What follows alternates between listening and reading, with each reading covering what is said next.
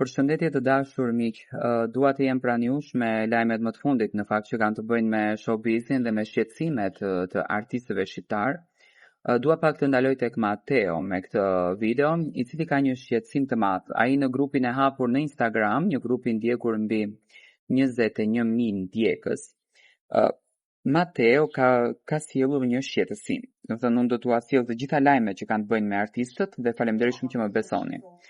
Mateo shkruan: përshëndetje speciale të gjithë edhe ndjes për mungesën.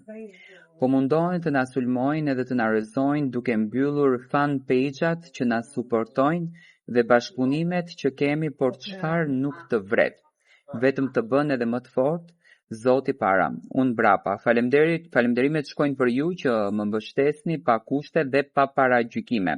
Nuk do isha këtu ku jam sot pa mbështetjen e gjithë secilit që më ka votuar dhe mbështetur për atë që ka vlerësuar tek unë.